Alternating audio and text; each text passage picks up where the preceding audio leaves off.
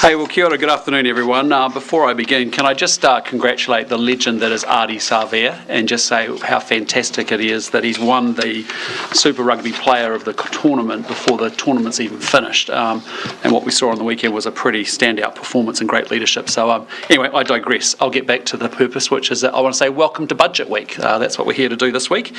I am joined by Finance Minister Nicola Willis, who just in 3 days' time will deliver her second budget.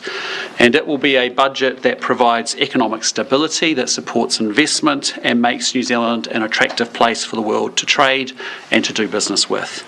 It will be in stark contrast to what we've seen from the opposition, which wants to ramp the debt up and hike income tax to the point where nurses will have their take-home pay reduced. And on top of all of that, they are prepared to release violent prisoners into the community to make their spending promises stack up. Our budget will be more responsible than this. Our budget will be a growth budget, and as evidence of this, the Finance Minister will soon walk you through some changes that we're introducing to remove tax roadblocks to investment. But before that, I want to talk about why we're focusing on growth in this year's budget.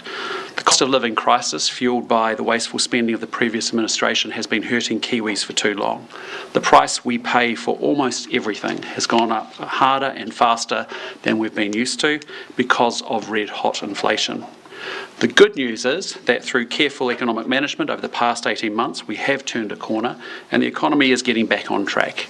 We have inflation back under control, getting it down from over 7% to 2.5% by stopping government wasteful spending. That lower inflation has in turn then brought interest rates down, and Kiwis are now seeing the benefit of that in lower mortgage repayments. The economy is out of recession, with the Reserve Bank forecasting economic growth of 2.4% for 2025. New Zealand's finances are under control and we're on track to reach surplus in 2028-2029. We've put a lid on government debt, which blew out by $120 billion between 2019 and 2024, a staggering $22,000 extra for every New Zealander.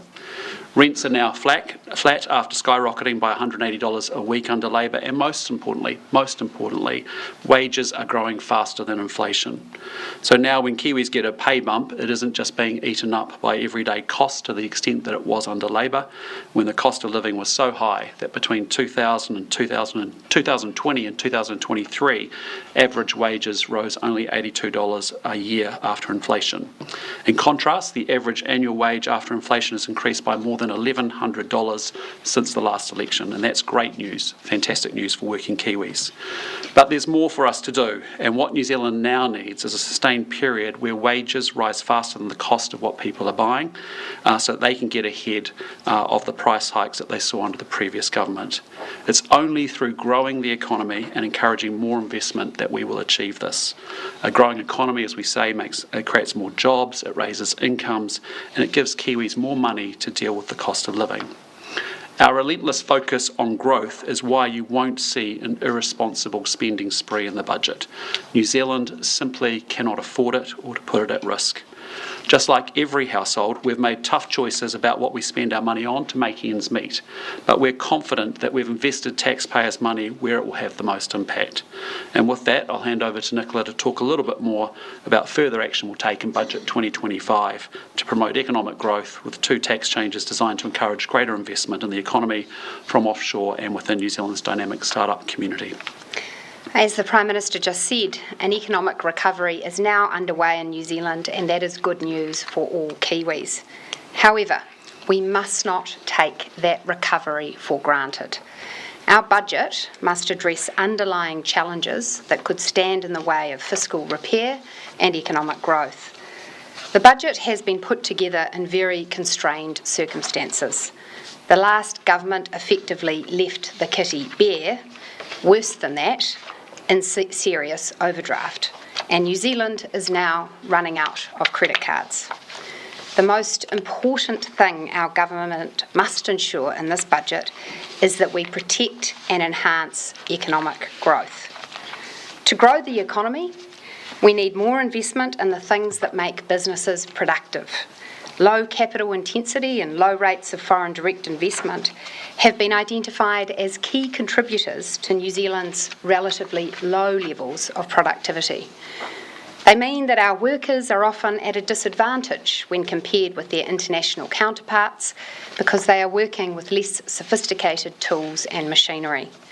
Low rates of foreign investment also mean that New Zealand sometimes misses out on the knowledge and expertise that comes with foreign capital. Therefore, I am announcing today that the budget sets aside $65 million over the next 4 years to adjust New Zealand's thin capitalisation regime in order to support more investment in New Zealand infrastructure. Right now, New Zealand's thin capitalisation rules limit the amount of tax-deductible debt that foreign investors can put into New Zealand investments. The purpose of these rules is to prevent income being shifted offshore and to protect New Zealand's tax base. However, there is a risk that we have identified that the rules may be deterring investment, particularly in capital-intensive infrastructure projects that are typically funded by large amounts of debt. Therefore, it is our intention to adjust the rules once we have finished consulting on the details. Inland Revenue is releasing a consultation document today, available on their website, so that changes can be made in the tax bill scheduled for introduction in August. The budget also sets aside another $10 million over 4 years to make it easier for Kiwi startups to compete and to attract and retain high-quality staff. In my relatively new role as Minister of Economic Growth, one of the things that I've been struck by is the large number of clever, enterprising Kiwis creating businesses out of new ways of doing things. Many of these new businesses include equity in the business as part of the payment package they offer their staff. But problems arise if tax bills for their income on these shares arrives when workers are unable to realise the value of their shares. That is, they haven't sold them yet, but they're already having to pay tax on them. Therefore, we are changing the rules to allow tax to be deferred until what the tax experts call a liquidity event, such as the sale of the shares. We need to make it as easy as possible for the next Rocket Lab and WeatherFX to emerge. The changes will also be introduced in the August tax bill. These tax changes are modest in scale, but they demonstrate the government's commitment to driving economic growth. I'll have a little more to say about that topic on Budget Day. Prime Minister, back to you. Well, thank you, Nicola. Just quickly on the week ahead, I'll be in Wellington Tuesday, Wednesday, Thursday, obviously for the budget on Thursday. On Friday, I'll be in Auckland at various post-budget events, and with that, we're happy to take your questions. Minister, Sorry, can I go to Joe? Is there any world where the government is going to compromise on the sanctions that have been recommended in the Privileges Committee report in order to get something moved in the House more quickly tomorrow? Those are decisions for the Privileges Committee. As you know, the debate will happen tomorrow, and we'll deal with that tomorrow. The actual question, though, is there any world where your party or the government are prepared to compromise and reduce the 21 days for the 2 co-leaders and the 7 days for Hanara Maipi Clark in order to reach a compromise with the opposition who feel very strongly against that punishment? Are you prepared to consider that, and are you discussing it with any other parties? No, we have a Privileges Committee that's empowered to make those decisions and determine what's the appropriate punishment. The issue here is not about haka and waiata, as I keep seeing reported. The issue here is about actually parties not following the rules of Parliament. For our democracy to work, we need to have rules in this place, otherwise it devolves into absolute chaos. It's really important that we actually have everyone who comes here understands their obligations to actually follow the rules of Parliament, and that's what the Privileges Committee has determined, and we support that. Sorry, is the National Party open to concessions, though? Otherwise, this could drag on for months. No. You're not open to concessions? No. The Privileges Committee make that decision. They are empowered. We have representatives, as every party does, in the Privileges Committee, and the determination from the Privileges Committee we support. Are you comfortable that all of your MPs in your party are actually okay with the 21 days and 7 days that have been laid out in that report? Yes, our caucus position is really clear. We support the Privileges Committee, of which we have representation on. I don't need to, Joe. We know our position. Our position is we have representation on the Privileges Committee with National Party party members, as do all other political parties.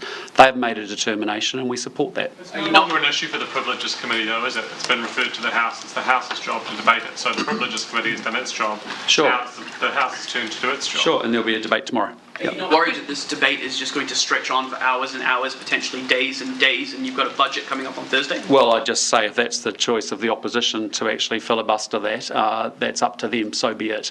I just say to you that New Zealanders up and down this country actually want us focused on them. That's what I'm doing, that's what Nicola's doing, that's why we're focused on a budget that's actually about growing the economy and supporting Kiwis. So we're focused on what matters most to New Zealanders, and what matters most of them right now is that we're actually helping them on the economy. What is your response to Sorry. your response to rangatira Māori who say that the penalty, which Speaker Brownlee described as unprecedented, that race was an aggravating factor in the Privileges Committee's decision? Reject that outright. The Privileges Committee comprises of senior representatives from all the political parties in Parliament. They made a determination and that's up to them. So you want to get on with passing laws and stuff like that. This could prevent you from doing that. You say you want to make life better and you're focused on growth, but this could drag on for ages. Well, let's see. Let's see. Over all of the government's Let's see. I mean, we'll have an opportunity tomorrow, and I'd just say I think if the opposition wants to go that way, I think that is not what most reasonable-minded New Zealanders watching what's happening here would say that's right. They want us to get on with the business of government and the business that's of interest to New Zealanders. That's what we're doing by putting together a budget that's about growth and is responsible. Frankly, if they want to muck around, then so be it. Sorry, Mikey. A question to the Finance Minister. Minister, what's your message to businesses who want to see greater support in terms of exports, but also greater support to grow their businesses when it comes to this week's budget? We want to back business to succeed. We're on your side, and our budget is designed to give you even more confidence for the future. We back business because we need you to create the jobs that New Zealanders need, to create the growing incomes that New Zealanders need. Make no mistake, this government is on your side. Just in terms of KiwiSaver, do you think that employees and employers should up their contributions in KiwiSaver? I'm not going to make any comments on KiwiSaver today, just a few days to wait. About a 1% increase. I'm not going to make any comments on KiwiSaver today, just a few days to wait. Minister, you acknowledge that the announcement you made today is modest. Do you accept that, well, I spoke to Cameron Bagri, an economist, he said that New Zealand's infrastructure deficit is so high that net government debt of around 40 to 50% of GDP is going to end up being the new normal. Do you accept that? Well, the last government left us with debt at extraordinary levels. It is now higher than it has been since the mid-1990s. We cannot let that debt keep blowing out forever, because if we do so, we are putting future New Zealanders at risk. We're putting all of us at risk if there's a major event that requires more borrowing. So our government has set out a clear strategy to get the debt curve bending down. That's the responsible course of action, and our budget will demonstrate progress towards it. Do we risk that the economy crumbles away, though, without enough? Do we risk that the economy crumbles away without enough investment? No, we risk the economy crumbling away if we allow major extra taxes to be put on New Zealanders, if we allow such excessive borrowing that it drives up inflation and interest rates. That is the prescription being offered by the opposition, and that would put New Zealand's economic recovery at risk and every New Zealand family with it. So what do you say to people who are looking for a vision from the government for New Zealand? A vision not just for the next 4 years, but a vision for the next decade? Well, I think you're going to see that with this budget. I mean, the budget is part of our journey to make sure that this is a country that is growing strongly, that is set up and managed well financially and economically, and that actually New Zealanders know that if they work hard in New Zealand, they can get ahead. And so everything we're doing, as I said from the beginning of the year, is designed to come through the lens of growth. Growth matters above everything else. You know, we need economic growth in New Zealand so that we can put more money back into Kiwis' pockets, but importantly to deliver and invest in the public services that we actually know Kiwis want and deserve. And so that's what we're doing here. And I think we've found the right way. You'll see it on Thursday, where we're actually saying, look, yep, we don't want to go commit to a whole bunch of new borrowing or new taxes. That's not the way forward. I hear that from the opposition. We've been there before. That's what caused this problem in the beginning. But equally, we have started to turn the corner, but we don't want to put any of that at risk, and therefore good, prudent, responsible management, while also, as Nicola's foreshadowed, good investments in healthcare and education. You've started to see some of those pre-budget announcements come through. Obviously, transport, infrastructure, and also economic growth. So, we are balancing. I think we've got the balance right, and New Zealanders will see that this is a really good step forward for us, and where we want to go as a country. Has Cabinet agreed to, or has the Cabinet approved the draft of the regulatory standards bill, and will it be introduced to the House this week? Again, we don't talk about what we've discussed in Cabinet. I just say the regulatory standards bill is, as you know, designed to improve the quality of lawmaking, to make it more transparent. David quite specifically said that he was taking it to Cabinet today. ACT has said the bill is being introduced to Parliament this week. So it's not a trade secret. Is that happening? Well, David Seymour can say whatever he likes to. I'm just telling you, my position is I don't talk about what happens in Cabinet. Is it going to be introduced to the House this week? Again, you'll have to wait and see. Yep. What about the Waitangi Tribunal's report last week that said that the government had breached the treaty and not consulting appropriately with Māori on the bill? What's your response to that? Well, look, I mean, as I said, if you just take a step back, what is the purpose of this bill? It is actually designed to make sure that ministers are making good regulation. It's to make sure there's more transparency over regulation. It's pretty, dull but very worthy sort of stuff. It's important. But importantly is also there's a lot of consultation that's needed because the devil's in the detail. And so ultimately this bill will come to the House. There'll be a discussion through a select committee process. There's complexity in it. The devil's in the detail of actually what gets implemented. And we'll work our way through that as will Cabinet have another conversation. How's what you just said there relevant to the Tribunal's report last week? Well, the Tribunal has a range of views on a range of things, which obviously we consider. But I'm just saying to you what the bill was actually about. Yeah. So in terms of the Tribunal saying that you breached the treaty and failing to consult Māori appropriately, I mean, do you agree with that? I disagree. I disagree. We consider what the Waitangi Tribunal will say, and then you'll see a bill come to the House in due course. The Deputy Prime Minister has said that he's expressed some sort of indication that he wants to see changes to the bill. I mean, are you clear on what those changes he will seek are? Are you? Well, when will that happen? Yeah, I'll let Winston Peters talk for New Zealand First and their position around that. But I just say to you, what we do acknowledge, a bit like fast-track legislation, this is a really complex piece of legislation. It's really important that actually the bill is strengthened through the course of a parliamentary process of select committees and second readings, etc. And that's what we'll do here. Prime Minister this morning on ZB, when you were talking to Mike Hoskins, he asked a question about the Maorification of New Zealand. Your support of the punitive measures levelled against Te Pāti Māori, the regulatory standards bill, the review into the Waitangi Tribunal and the now defunct Treaty Principles Bill, is that the National Coalition Government strategy in the de-Maorification of New Zealand? Look, I'm not characterising it that way. We are each of those issues are different issues, and I'm happy to debate each and every one of them with you. As I said, and you want to bundle them all up and make a question like that, I'm not responding to that. Do you think it's racist to say that New Zealand is being Maorified, that we're seeing the Maorification of New Zealand? Well, I wouldn't use those words. They were questions that a member of the media asked me. All I'm just saying to you is that what we're interested in as the government is making sure we advance outcomes for Māori and non-Māori. That's why you've seen us invest $200 million, for example, in Māori housing. That's why I was in Tairāwhiti last week, actually opening up another 149 houses that have been done in conjunction with iwi, government and business to deliver those homes. So there's a lot of good things that we're doing to advance interests for Māori and a lot of really positive conversations happening with iwi. A good example would be the $1 billion investment between Brookfield and Waikato Tainui that fell out of the back of the infrastructure summit, and is a good example of what we'll see a lot more of. Sorry, Mark. Understanding that those weren't your words, they were words that were put to you.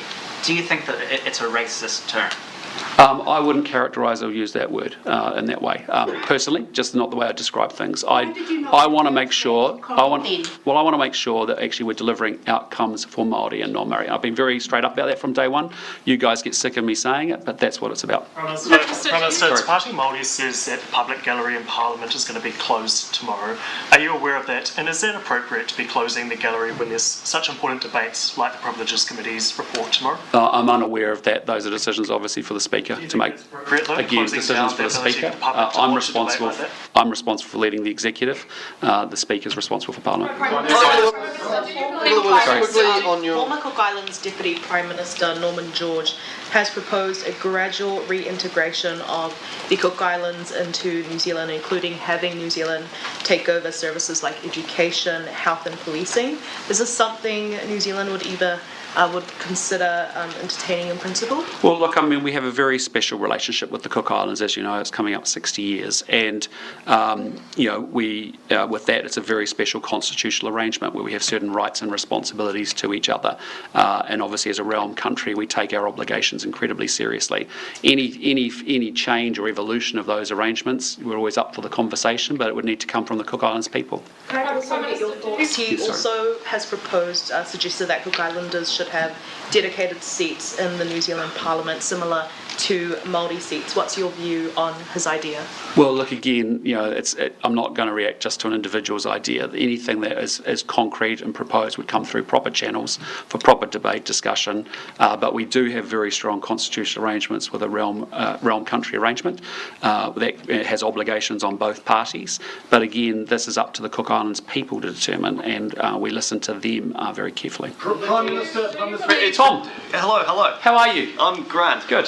It's been 2 weeks, or nearly 2 weeks, since you brought in those pay equity changes. Why can't you still say how much Treasury has appraised that you would save as a result of stopping those 33 claims? Because it will all be revealed on Budget Day on Thursday when you get the total picture of our fiscal situation. But it's already been passed into law. Why can't you just reveal the number that Treasury has appraised? For the reason that I've said is the budget number is sensitive and it needs to be seen in the context of our whole fiscal plan, which will be presented on Thursday. Finance Minister, when do you hope to pass the budget by through the Parliament? Well, we'll introduce a number of pieces of legislation on Thursday.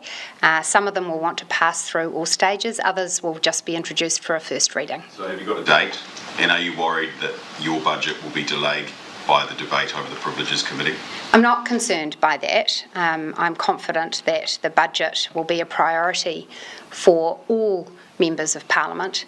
After all, the budget is what keeps the lights on in our hospitals, our schools, and ensures that New Zealanders can get their superannuation payments, their welfare payments. And I would be surprised if any member of Parliament would want to stand in the way of that happening. Yeah. Do you believe that there is room for the government to do more to encourage businesses to invest more in technology and machinery and that type of thing? Yeah, look, I mean, obviously we want to encourage businesses to invest big time. There's a number of things that we're doing. We've already pre-announced. There'll be no doubt other things we'll talk about on Budget Day as well. But we're doing everything we can, as you've seen over the course of the last 18 months, to make sure that our businesses, whether it's about removing red tape and complexity and costs that are loading them up, we want them freed up to be able to grow and expand their businesses so that they can take on more workers and pay higher wages. It's pretty simple. And so we are a pro-business government deliberately because we know that's what drives economic growth. We create the conditions for the growth, but it's actually our business community that steps up and actually creates the businesses and the ideas that delivers and generates that growth.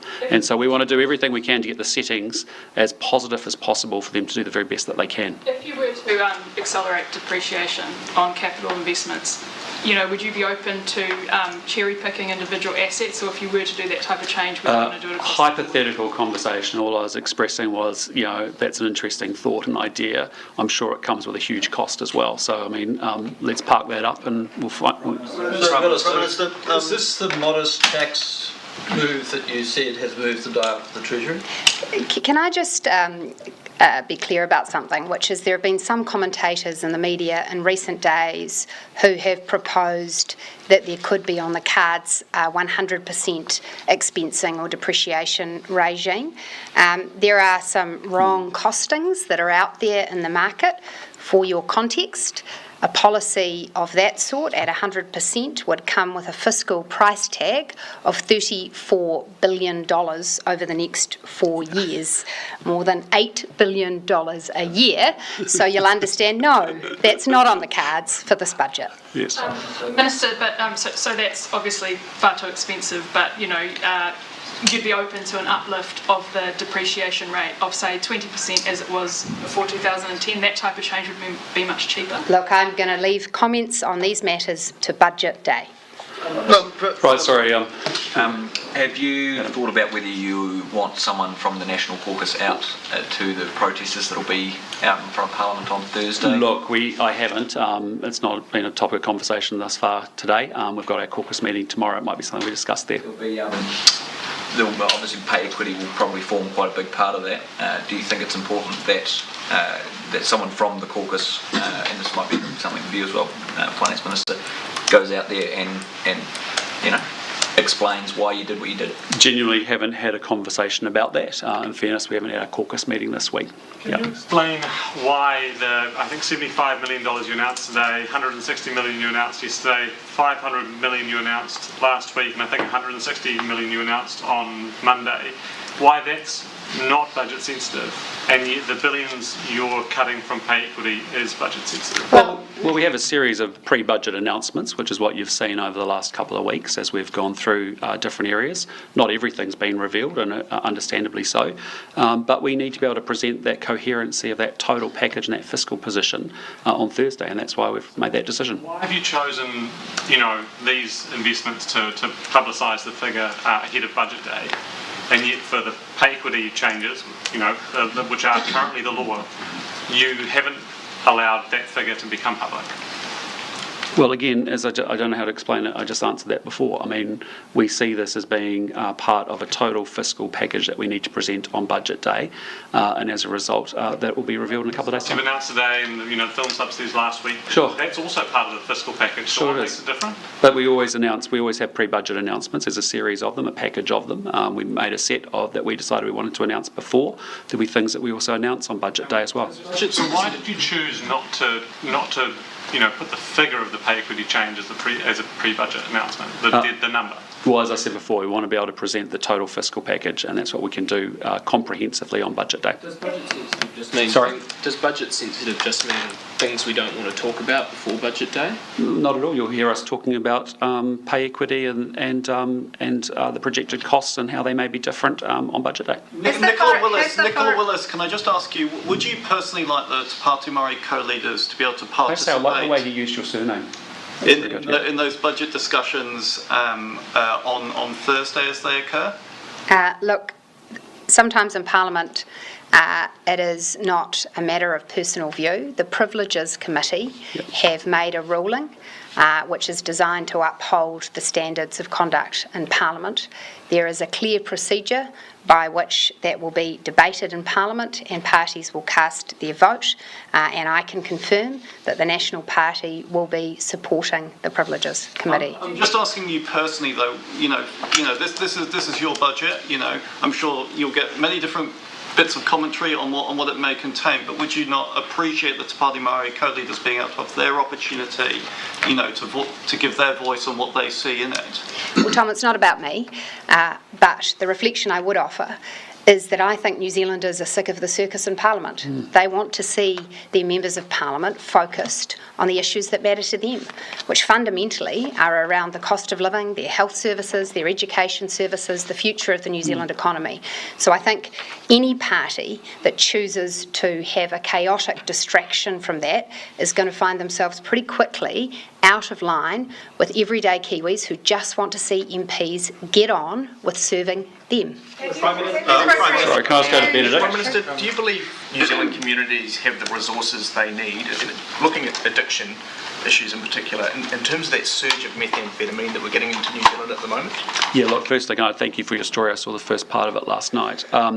Look, it is incredibly worrying what is happening with meth. From our best understanding, what we're seeing is global prices have collapsed collapsed, and within that context, prices are lower in New Zealand, but still New Zealand's relativity to global prices are still very, very high.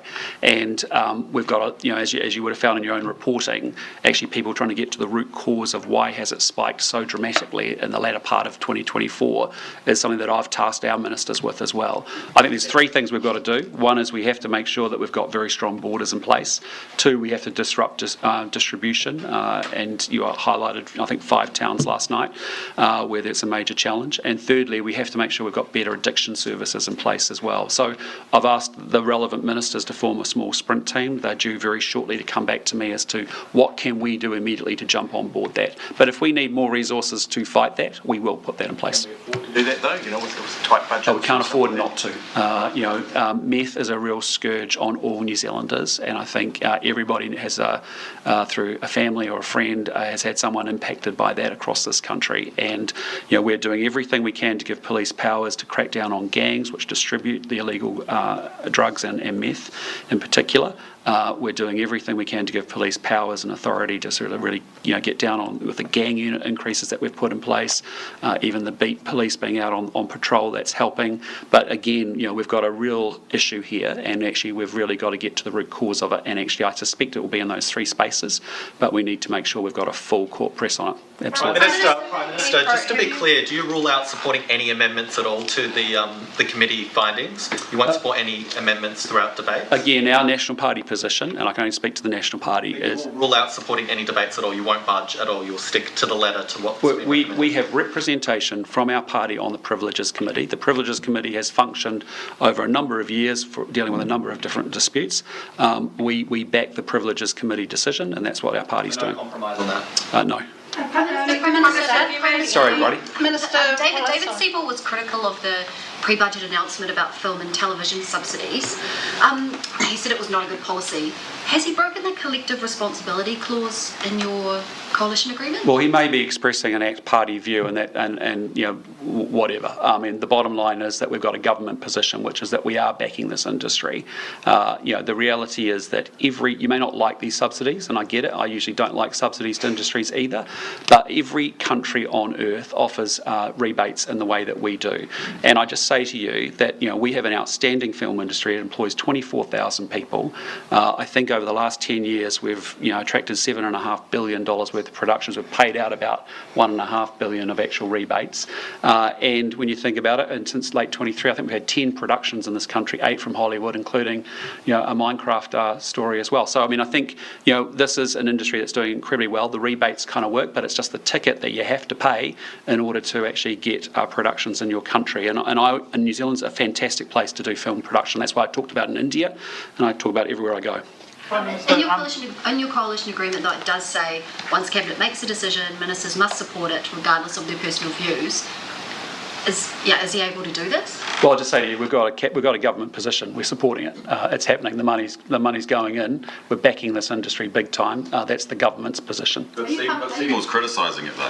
Well, as I said to you, I just wouldn't get too hung up on it. When he's wearing his ACT hat. No, I just say to you, look, don't get too hung up on it. I said to you from day one, we're in a 3-party coalition in a mature MMP environment. If I'm sitting in the Netherlands, or I'm sitting in Germany, or I'm sitting in other countries that have the same system that we have, Finland, others, it's quite normal. There's different ways of expressing things, and there'll be differences from the different party leaders within a coalition. But I'm just saying to you, our government position is really crystal clear. We are backing the film industry, period. Has any progress been made with New Zealand First on a foreign buyers tax? It's still an ongoing, thank you for the question, Joe, it's still an ongoing point of conversation. Are you anticipating that you might be able to do anything in the budget or perhaps this month based on how far conversations have progressed? Look, again, I'm not preempting any budget conversations, but... Is the progress that is taking place around moving thresholds? Well, as I've said to you before, we've got a position, which is that, we went to the election with a policy. We think we probably could lift as I said this morning, we could lift the threshold, but obviously that's a discussion with New Zealand First we have to have.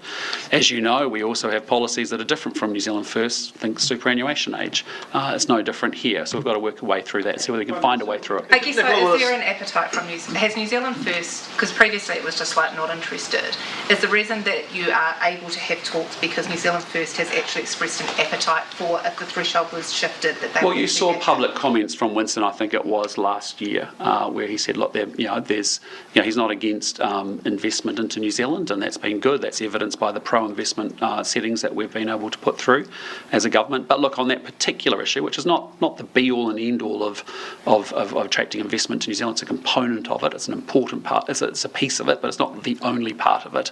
Have you had any advice on how much of an impact it might have? No. We have a coalition conversation which we'll continue to have. There's a very strong position from New Zealand First, a strong position from National. We'll see whether we can find a way through. If not, we'll move forward. Sorry, Luke. Yep. One for the Minister of Finance, please. Yep. £500 million more for film subsidies, a bit for Elevate last week, broader procurement, government procurement processes, perhaps taking on the supermarkets. It appears that you, over the last few months, have been taking what, compared to the past 30 years, might be a slightly unorthodox approach to centre-right economic management, particularly in the growth area. And I'm kind of wondering if we can get a sense of whether there might be some more of that more expansive thinking in the budget. Yeah, I've called it the growth budget for a reason. I think the major challenge for New Zealand is not about how we can nickel and dime our way to surplus, it's about how we can grow our economy faster. And if you look back over the past 30 years, we haven't been growing fast enough, and that's why New Zealanders' incomes haven't risen as much as they have in many other countries. That's why our government's books haven't been in the position we would wish them to be in. So in this budget, I have very much had my Economic Growth Minister hat on, thinking about what are the things we can do now that will not only secure the economic recovery that's currently underway, but will drive us onto a higher growth trajectory for the future. We have long-standing challenges with productivity and investment, and I'm determined that our government will make changes now that will pay off for many years to come. It's not just a short-term budget, it's a budget for the long term. So can we expect quite a number of, I guess, microeconomic changes of the sort that have been announced today in Thursday's budget? There will be, and I just reiterate again, within the significant constraints that we face. The last government left us in severe overdraft. There's a huge amount of cleaning up for us to do. And so the vast majority of new initiatives that we will deliver in our budget will be funded from savings.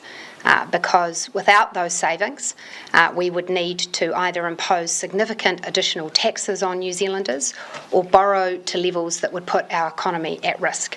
So within those constraints, we have done our utmost to get behind growth. Pre-budget announcement, housing announcement to Toitū Rāwhiti.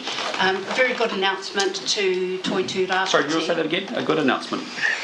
A very good announcement last week, wasn't Minister it? Willis. Congratulations on the pre-budget announcement on housing, Māori housing. The question is, can you confirm if Māori housing providers are actually outstripping the government supply of housing to whānau? Well, I'm very excited about the potential for the government to work even more with Māori institutions to deliver housing, and that's because oftentimes, whether it's iwi, hapu, other Māori-led organisations, what they bring to the equation is Māori land that would otherwise not be developed. And that, of course, reduces the potential cost of new housing. So that is something that Minister Pōtaka, Minister Bishop are very conscious of, and as we move to deliver more affordable housing for New Zealanders, we want to make the most of those opportunities. Well, they actually supplied almost 1,000 whare, which is actually more than what Kāinga Ora has supplied. So the question was, are Māori housing providers outgunning the state in building whare for whānau? Well, I'd leave Mr Bishop to look at the specifics of those numbers, but what I would say is that Māori housing providers are making a significant and very much appreciated contribution to addressing New Zealand's housing challenges. And I just say I thought that project was a very good one, to be honest, because it showed us the model going forward. There's $200 million going into Māori housing. You know, that was 149 houses built in Tairāwhiti when we know there's been a program about 500 houses that we've needed to get in there.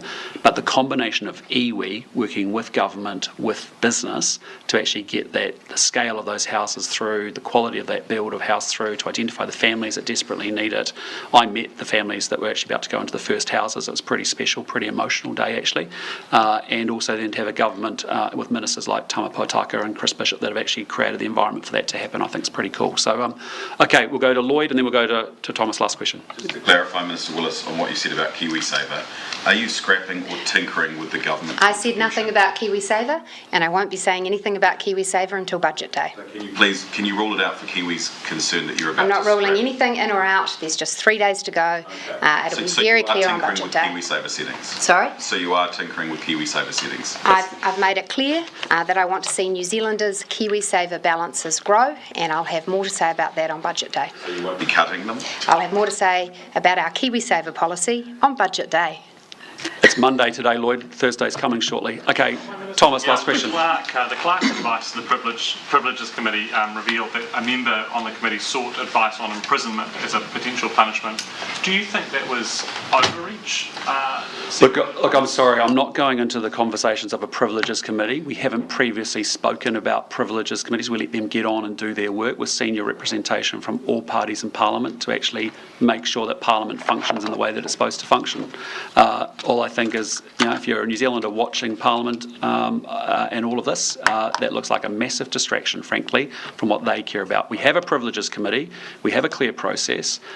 We need to have rules in this place so that we can actually discuss difficult and emotional subjects without order breaking down. And we back this Privilege Committee, the decision they made. Take that a couple of steps too far? Sorry? Do you think imprisonment probably takes that a couple of steps too That's far? not what the Privileges Committee has proposed. No, but it's, a member clearly thought that was something that they might want advice on to have it on the Well, table. I'm not going to comment on Privileges Committee's conversations because I'm not a member of the Privileges Committee. That's why we have a set of senior MPs that are part of that committee.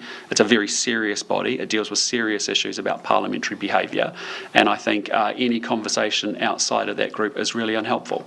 We haven't done that in the past. We expect those conversations to happen inside that committee and to be dealt with by that committee. They're entrusted as parliamentarians to represent all the parties that are there. So, for me, I'm just saying to you, New Zealanders want us to get on and actually help them dealing with the cost of living, getting our economy growing, getting money in their back pockets. That's what we're focused on. Opposition favoured a lower sanction against the Te Pāti Māori MPs out of a view to, potential post-election coalition and talks. That was the last question, Thomas. And as I said, I refer to my further answer just before, which is I don't talk about Privileges Committee or what happens in there because I'm not a member of Privileges Committee, as you know. Cool. Thank you, team. Have a good week.